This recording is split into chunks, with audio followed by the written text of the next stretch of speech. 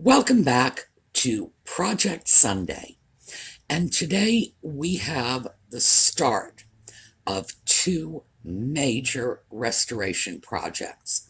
And I'm going to be doing them side by side because they are very different kinds of projects. And they will, I hope, show you sort of the extremes of restoration.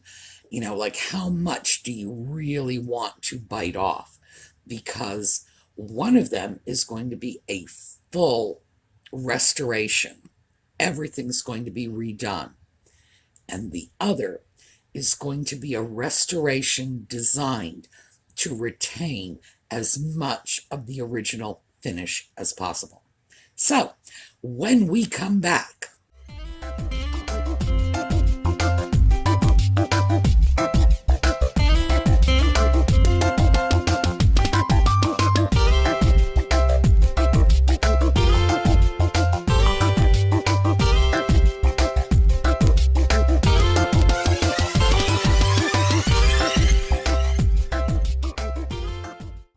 okay, so a few months ago, I was at Bedford Antiques and I saw this fabulous mission desk, and it was $100. And I thought, a mission desk, $100? Sign me up. And it turns out, by the way, I got it for 90 and not 100. Um, I had them hold the desk for me. They're very good about that, by the way. So those of you who are thinking, gee, I'd like a nice big piece at Bedford, but, I walked in the door with, nothing but my backpack and it's not going to fit. Now, they're wonderful about holding pieces and letting you pick them up within reason at your convenience.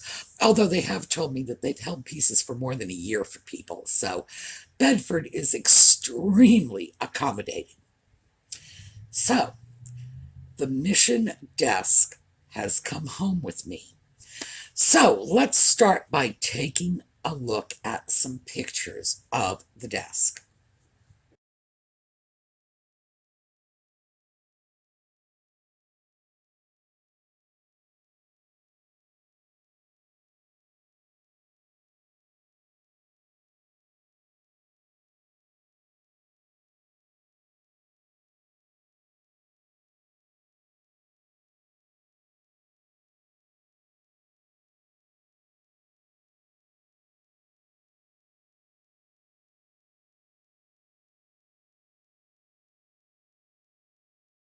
Now, we've talked about mission furniture before. Mission furniture has become highly collectible. And there are parts of the country where, boy, you put that on a trailer and take it out to California, for example, and, well, just don't tell them I paid $90 for it. Very, very collectible. And some types of mission pieces are more collectible than others. Bookcases and desks, pieces that go into a home office, are always going to be the most desirable. And I think that is mostly because people who have home offices have the money to pay for them. With Mission, there are a couple of really important characteristics of the piece. One is the simplicity of the line, and two is this dark fumed oak finish. Now, that desk needs some work. Um, it's it was old, it was battered around, it's showing its age, but I don't want it to show its age. I don't mind certain kinds of signs of age. Some are fine with me, others are not. Dirt is not. If there is like paint spatter, and there is some paint spatter on that desk, gotta go. Big chunks of crusty stuff, gotta go. And the piece must work. I do not want broken off chunks. I don't care for that at all. But having said that, a few nicks and dings, no, that's part of the character. I can live with that, as long as they're not paint spattered and covered in dirt. The finish on this mission oak, and we've talked about this before, this is the same finish that a lot of Eastlake pieces, oak Eastlake pieces have, and a lot of the furniture from the Grand Rapids period. Now, Grand Rapids is this place off in Michigan that had furniture factories around the turn of the century. So it's become a term that's used as a catch-all for what we might ordinarily call American farmhouse furniture. Those big round oak tables, press-back chairs, just sturdy farmhouse furniture.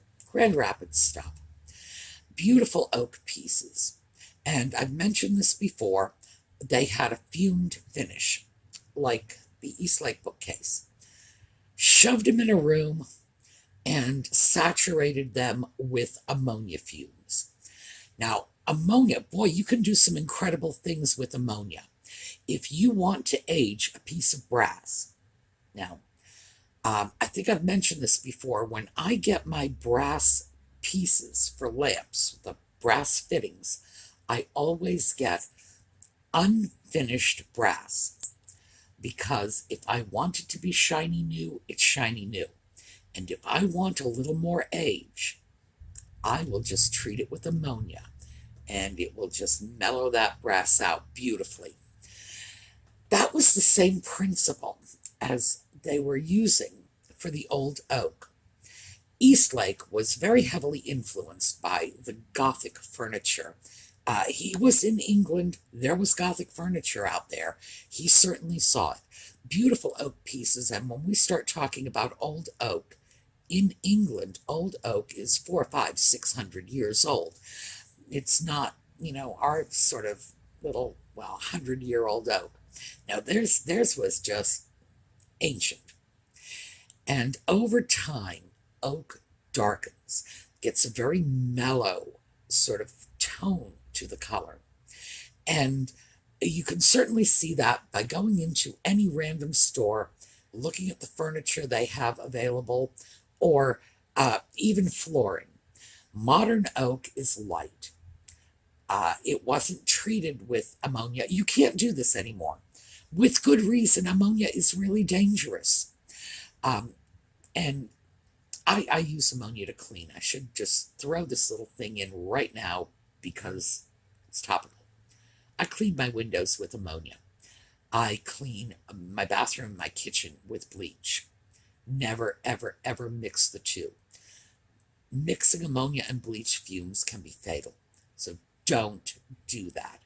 If you clean with ammonia and you clean with bleach, my advice to you is don't even keep them in the same cabinet, just as a precaution. So, keep the bleach in the laundry cabinet, keep the ammonia under the sink, whatever, but I don't even keep mine in the same room because it can be fatal. This is not just, it'll make you a little sick and a little drowsy. It can kill you. So, ammonia is a dangerous chemical. We could never do today what they did 100 years ago in terms of this furniture finish. Occupational health and safety would never allow it. So, when you look at a piece like that mission desk, I want to keep that dark oak finish because, like I say, I know I'm not going to get it back. So when I look at what I am going to do with this, I'm going to clean it. I will be scrubbing off any dirt, whatever. I will be scraping off any paint, little flecks of heaven only knows what. All old furniture, by the way, I don't know if you've ever noticed this. You get a piece of antique furniture, unless it's been newly refinished or newly cleaned, there'll be a fleck of paint somewhere. There's going to be paint on that. There always is. I will scrape it off. I will not sand it. The reason for that is sanding will take off the finish. And when I talk about the finish, I'm not talking about the gloss coat, the varnish, or heaven only knows what it is. I'm assuming it's varnish, but it might be shellac. I'm not, that's, that I can scuff up if I want to, but I don't want to actually sand the wood, because the minute I start scraping off the top layer of wood with sandpaper, I'm losing the finish. So paint or things like that will be scraped off, not sanded. Then once I have the piece clean, I'm going to take a look at any nicks or things that need to be colored. Now, a piece like this, there is a stain. It's made by Minwax. It's called Special Walnut. It does a very good job of replicating that fumed oak. I will start with that, but I will go over to, Crayola magic markers if I have to get the right color. However, before you get into any kind of refinishing, the first thing you do always is repair. So, let me show you the repair. Now, before we do anything else, as you can see, we have a piece of trim that's missing from this section right here. And over here, on this side, we have a piece of trim that's come loose. And before we do anything else, we're going to do the repairs. Now, I have added glue along the broken faces only. I'm not adding glue here along the back or here. And the reason for that is because when this piece was put together, it was put together with the grain of the wood, these different pieces going in different directions. And you need to stick with that so that when the wood expands and contracts, it will be able to do so without tearing open your glue joint. So I'm just going to tap that in and I will get back to you. Okay, now that it's glued up, I'm just going to wait for the glue to set and then we will go to work. And by the way, this is the glue I am using, E6000. And a little over a year ago, some of our viewers recommended this to me, and I've been using it ever since. Now, there is a good reason for repairing before you clean, refinish, anything like that. And that is when you have that nice clean edge. You fit it right back in, it's going to fit. Once you start cleaning, sanding, whatever, your pieces might not line up properly. So you always do your repairs before you do anything else. And I know you may be thinking, I don't want to have to glue this dirty piece back in. Glue it in dirty. Then once it's all back together, then you can start cleaning safely. And the issue is not distorting the shape of the broken piece, which is too easy to do. So that was step one in this project. I got those pieces of the applied molding put back in. Now that's setting up, and because I used E6000, and thank you to all the many viewers who recommended that to me. I have fun with that glue. It dries within 24 hours, but takes about 3 days to fully cure. So once that is all set, then cleaning. Once it's clean, then I will look to fill in any little gaps in the finish. Anything. Remember, the oak without this finish is going to be very light. So I'm going to need to darken it to match. And then I am going to buff it down, probably just with steel wool, not with sandpaper, and put a new top coat on it. My goal with this piece is to do as little as I can get away with doing, because I want to preserve as much of the integrity of the finish of this piece as I can. So minimal I can get away with while still giving me a piece of furniture I can live with. So this is a desk. I need a smooth top on the desk. I don't mind the occasional scratch or nick, but it needs to be smooth. So I'm going to rely on the finish to do that, to smooth it out. And could be several coats of finish on it will do the job. We'll see. I also need it not to be, well, not to have chunks missing out of it. So by and large, we've taken care of that. I need the legs to be strong and stable. So I may have to do work on the joints, reinforce the joints, re-glue them. And one of the things that I'm going to do, simply because this is what I like, is I'm going to put plastic furniture glides on the bottom. This is where I'm going to break out something brand new and stick it on this wonderful antique piece, but for functionality's sake, I really feel it's necessary. When you have a large piece like that, especially oak is heavy, large heavy piece, you're tempted to drag it across the floor. You want to clean out behind it, you want whatever, the cat stole your pen and you have to dig it out from under. That's what happens in my house. Cat steals my pen, I have to move my desk to get it. When you move a piece of furniture like that, if you have the raw wood legs, the bottoms, up against your wood floor or your carpeting, you can damage your wood floor, you can damage the bottom of your furniture legs. If it's carpeting, you can actually kind of loosen your joints by pulling. So I am a big believer in tap in a furniture glide.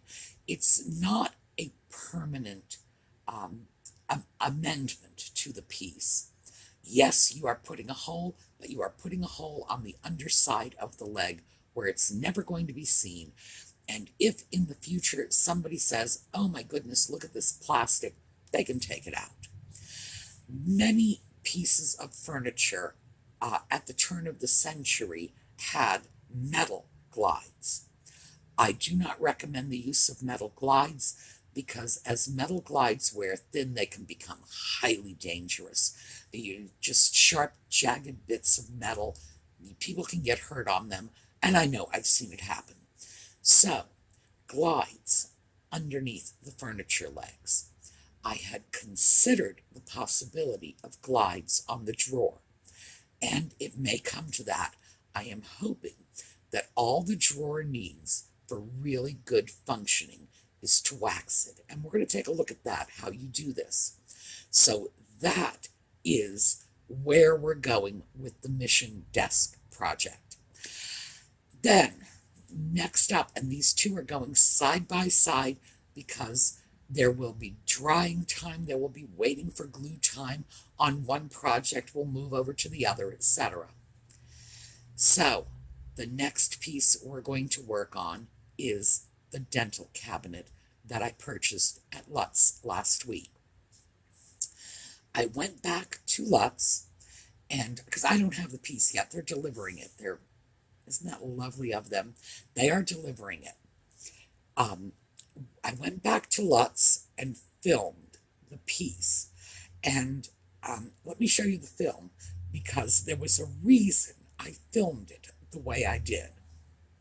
The purpose of this filming is so that I have a reference that I can go back to, because it will be a while, at least a few days, maybe even a few weeks, before I actually have this piece on my premises so that I can refer to the piece itself. What I'm doing here is going over it, taking a particular look at things like these hinges. The hinges will have to be removed and cleaned in order to really get the piece in the shape I want it. Again, all of the hinges, I want to see them, and I will do this for the next cabinet door as well. I want to see what's going on the inside so that I can get a really good look at what I'm in for on this. Now, as you can see, I'm also showing a lot of the detailing on the piece. And I feel that kind of gets lost in the yellow. It'll be a little better in the off-white this is going to be. Beautiful glass. I wanted to take a look at that molding because I may want to remove the glass when I'm painting the piece. Wonderful diamond glass, really nice. That was, I don't know what that was. We've got the mirror in the back. It looks to be in good condition, and of course we have glass on the top. As you can see from the drawers, and you will be able to see as I pull more drawers out, this piece was clearly spray painted, and there's a lot of overspray on the interior of the drawers. With some, it's a little more obvious than others. These top drawers, you can see the overspray. Spray paint is not necessarily a bad way to go, and who knows, I might end up doing that myself, but the interiors of the drawers are all going to have to be painted out because they are pretty much a mess. And this is going to be a kitchen piece, and I'm not putting food-related items into something that icky. So here we have that beveling across the top, and we're looking down at the bottom. Oh, and somebody had mentioned those old soda bottles. I hope they find that interesting.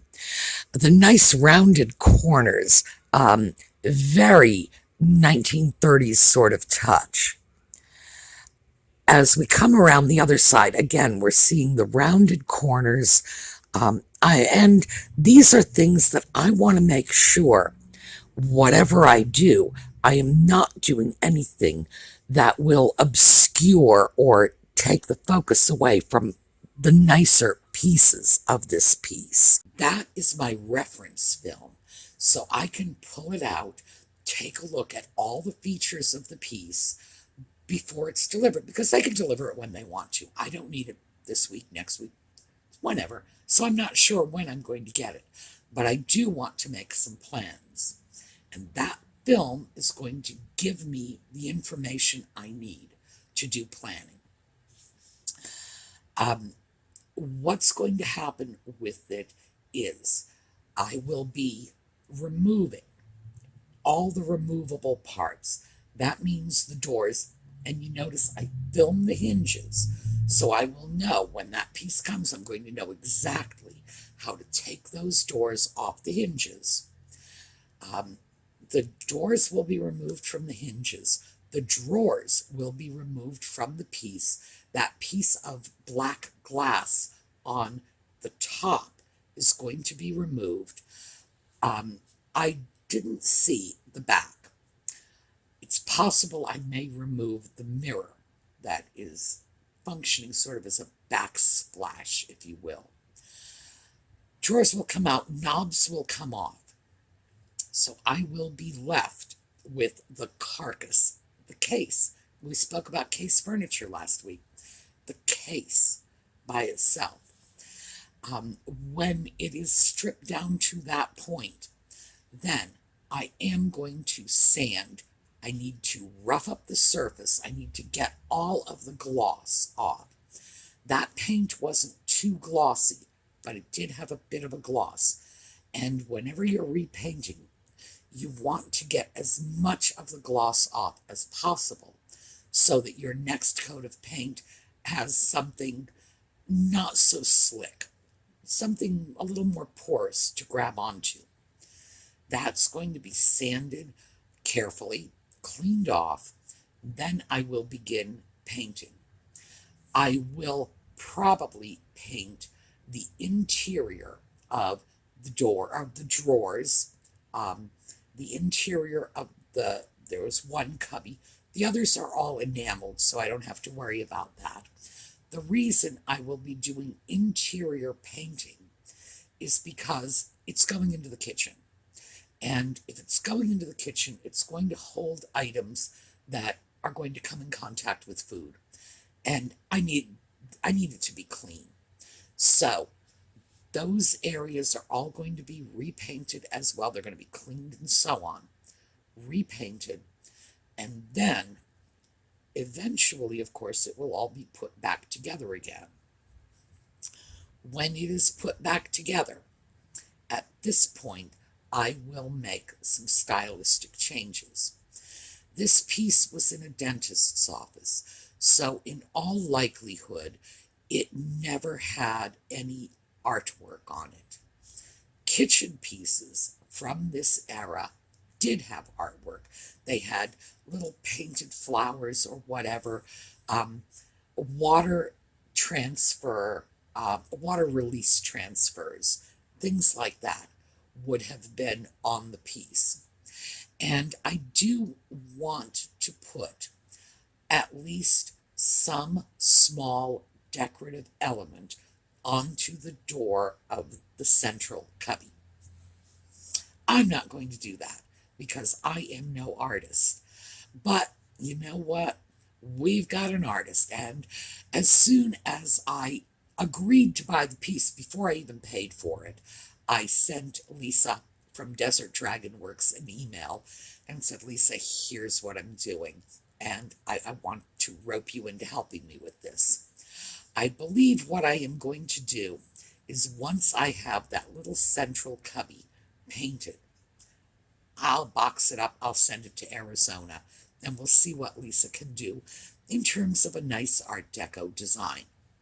Hey, because as I say, it must function for me. This is a piece that's going into my kitchen. As such, I want it to transition nicely. Do I have a problem with painting a design? No, because for starters, I am completely repainting the piece. It's not going to remain yellow. Yellow was never its original color. I will bring it back to something close to its original color. And then I am going to do what people did with furniture and have a little design painted on it. And by the way, painting furniture like this goes back so far that 15th, 16th century. We have a rather famous little furniture painter, Harriet Beecher Stowe, who wrote Uncle Tom's Cabin, was also an amateur furniture painter. And her home in Hartford, Connecticut is full of pieces of furniture that, when they were new, were wood, wood grain, wood pieces. And she and her sister would just paint them and paint flowers on them and whatnot. So I don't have any issue about painting pieces because it's something that's always been done when people have chosen to add a little customization. I am not going to go overboard. By the way, that's one of the reasons that I've got Lisa in the mix, because I am inclined to go overboard. Lisa's an artist. She won't do that. So I just want a little something interesting on that central door. I will be happy. So over the next several weeks, we are going to follow these projects along, and I'm hoping that what will come of this is that you'll have a chance to see a major refinish. In other words, this dental cabinet, every square inch of it is going to have a new finish on it, alongside of a minimalist refinishing, which is the mission desk. I am only going to alter whatever I have to to get the piece looking respectable and presentable and functioning properly. So, obviously, there's a lot of room in the middle, and you may have furniture refinishing projects that incorporate parts of this. Well, maybe a little refinishing, maybe a lot of refinishing, somewhere on the continuum. Hopefully, this will be entertaining and useful. All right. Thank you so much for being with me, and I will see you all next weekend. Once again, we're going to have a little film show on our way out, something pleasant and serene. All right, have a great day.